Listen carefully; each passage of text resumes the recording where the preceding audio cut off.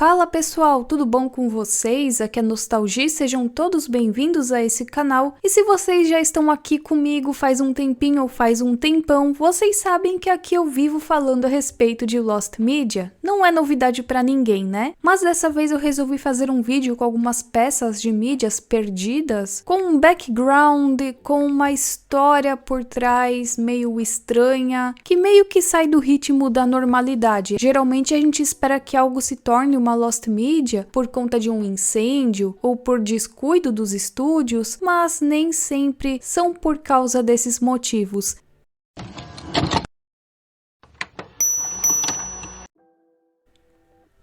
Lá nos Estados Unidos, existe, ou pelo menos existia, várias séries de acesso público, que geralmente tinham um orçamento mais baixo e eram feitas por pessoas comuns. Era algo bem regional, sabe? E se vocês quiserem eu posso abordar mais esse tema aqui no canal. Mas uma dessas programações de acesso público era bem bizarra. E sinceramente eu não entendo o motivo de terem feito algo tão bizarro assim, mas eu vou explicar aqui pra vocês. Em 1991, um casal, Gus e Emma, transmitiu pela primeira vez uma série de televisão produzida por eles, chamada Unwind with the Sweeties.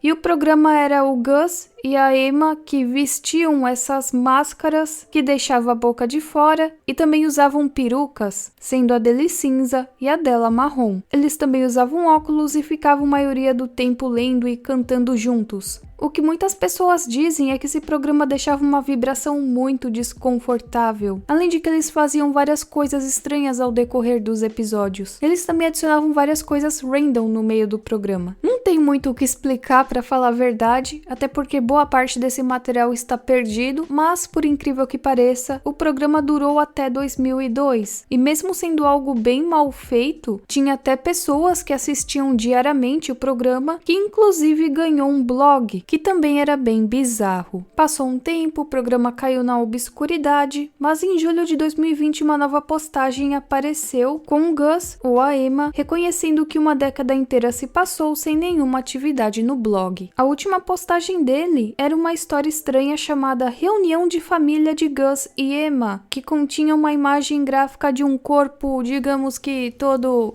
picotado. Quanto a essa postagem, ela foi removida, mas mesmo assim não se sabem exatamente os motivos que os levaram a criar esse programa, a fazer tudo de uma maneira tão bizarra e o motivo dessa postagem aqui. Até hoje não existem muitas respostas e existem poucos vídeos salvos na internet. Qual é a sua opinião a respeito do tema? Eu acho que propositalmente eles fizeram algo bizarro só para chamar atenção, mas nunca se sabe, né?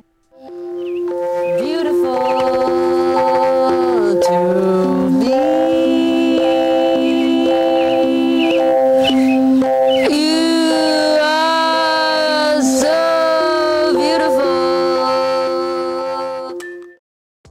Double Dare é como se fosse o nosso Passa ou Repassa, que era um game show exibido na Nickelodeon de 86 a 93. Apresentado por Mark Summers, o game show clássico era focado principalmente em crianças que passavam por corridas de obstáculos para ganhar prêmios de viagens e pequenas quantias em dinheiro. Esse programa foi bem popular nos Estados Unidos, assim como Passa e Repassa foi no Brasil, mas ainda assim existem alguns episódios que estão perdidos. Mesmo que a maioria deles estejam disponíveis online, mais de 100 episódios ainda estão perdidos. Porém, alguns desses episódios têm motivos, para estarem perdidos ou arquivados. Eu acredito que estejam arquivados, Dizem que teve um episódio que ele foi filmado, mas nunca foi ao ar. Tudo começa com uma criança que tinha uma doença chamada doença dos ossos frágeis, que queria muito participar desse programa. Só que ela tinha essa doença que tornava seus ossos mais frágeis, então qualquer quedinha, qualquer coisinha, seria um grande acidente. Porém, para participar do programa, a criança e seus pais omitiram essa informação. Então ela mentiu a respeito desse dado, ninguém sabia e ela conseguiu participar. Porém, o que ela menos esperava aconteceu. O garotinho quebrou seu braço ao passar por um dos obstáculos da pista, que era uma das provas do programa. E segundo Mark, que era o apresentador, ele disse que o osso do garoto saiu para fora. Então imagina a cena, a criança toda desesperada com uma fratura exposta, tiveram que ir até lá retirar a criança da prova. Foi uma cena tão pesada que ele disse que saiu de lá quase vomitando. E por conta dessa cena mesmo que o episódio nunca foi ao ar em nenhum lugar. Além disso, a pista de obstáculos que tinha sido usada nesse dia também nunca mais foi usada. Teve também um outro episódio que aconteceu um incidente em que o Mark pensou que uma criança tinha morrido no meio de uma prova. Felizmente a criança estava bem, só que ele não contava com o pai da criança, que era um advogado, que chegou lá, né, querendo os seus direitos. Sendo assim, ele obrigou a equipe a dar ao filho o prêmio pelo obstáculo número 7, que era uma TV de tela grande, e caso contrário, eles seriam processados. Claro que a TV foi entregue, né? E ainda dizem de brincadeirinha que passaram a verificar as inscrições para ter certeza de que os pais das crianças não eram advogados.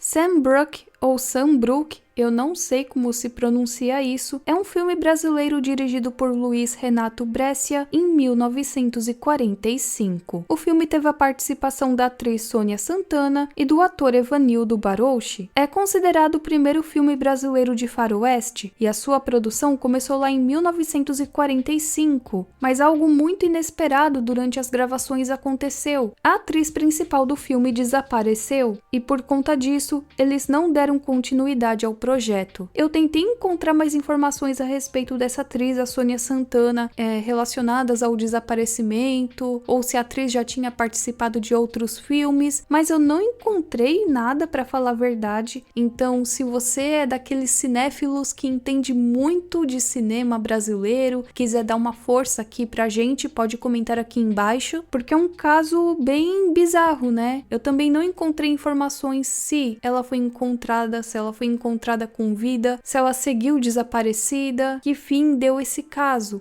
O que dizem é que a Cinemateca possui o que foi produzido do filme. O filme não foi concluído, lógico, mas aquilo que foi gravado está nas mãos da Cinemateca brasileira. Só que aqui nós temos o caso de uma mídia arquivada. Isso porque a Cinemateca deixa lá no acervo e ela não disponibiliza para ninguém. Então tá lá, só que nós, meros mortais, não temos acesso. Além disso, nenhum trecho ou imagem do filme está disponível online. Esse caso aqui eu achei bem estranho e eu até vou dar minha opinião depois, por isso mesmo eu coloquei ele aqui. E aqui eu vou falar do caso do desenho do Virgulino. Luiz Sá era um caricaturista muito importante, além de ser quadrinista e ilustrador, que é o autor da famosa história em quadrinhos Reco Reco, Bolão e Azeitona. Lá no final da década de 30, ele resolveu produzir, dirigir e animar uma série de curtas-metragens chamada As Aventuras de Virgulino, que era um personagem de sua própria autoria. Então, beleza, ele dirigiu, animou, fez tudo, só que em 1941, ele foi proibido pelo DIP, que é o Departamento de Imprensa e Propaganda, que era do governo do Getúlio Vargas, de apresentar a sua criação ao Walt Disney. Ou seja, ele tinha planos maiores com esse desenho, né? Ele queria apresentar a Disney. Quem sabe aí não rolava alguma coprodução, ou de repente a Disney o ajudaria e esse desenho ganharia mais vida. Eu sinceramente não sei, né? Mas seria algo muito interessante para a história da animação brasileira. Porém, isso não aconteceu. E eles dizem o seguinte, de acordo com ele, seu trabalho era pobre e primitivo. O Luiz Sá ficou muito triste, né, com a resposta, que ele não pôde nem mostrar pro Disney o trabalho dele. Imagina você se dedica pra caramba a um projeto e alguém chega e fala, não, você não vai mostrar isso aqui pra fulano ou ciclano porque isso aqui tá horrível. Imagina a sensação na hora. Ele ficou tão desacreditado do projeto que ele vendeu todos os rolos de sua animação para para uma loja de projetores. Os filmes foram retalhados e dados como brinde e material de instrução a quem comprasse os projetores. E até a década de 70, acreditava-se que esse desenho estava completamente perdido. Porém, lá em 1975, uma pessoa comprou o projetor e encontrou um pequeno trecho de um episódio intitulado Virgulino Apanha. E quem o encontrou foi o colecionador de projetores, também animador, José Luiz Parrot. E tudo que nós temos é esse trecho disponível no YouTube. Mas eu acho muito estranho porque, analisando o desenho, ele não tá mal feito pra época. Veja bem, no Brasil, ele fez tudo sozinho praticamente, né? E pra mim o desenho tá numa boa qualidade. Então eu achei muito estranha essa resposta aqui que o departamento deu pra ele, de que o desenho tava pobre e primitivo. Eu acho que tem mais alguma coisa por trás e que esse não seria o real motivo. Se vocês também quiserem dar as suas opiniões, comentem aqui embaixo, mas eu acho que não é isso, não é essa a real história, porque pra mim isso aqui não tá ruim, tá? Tá dentro dos padrões esperados da década, então pra mim tá muito estranha essa história. Bom, gente, esse vídeo vai se encerrando por aqui, eu espero que vocês tenham gostado. Nos vemos na próxima e tchau, tchau!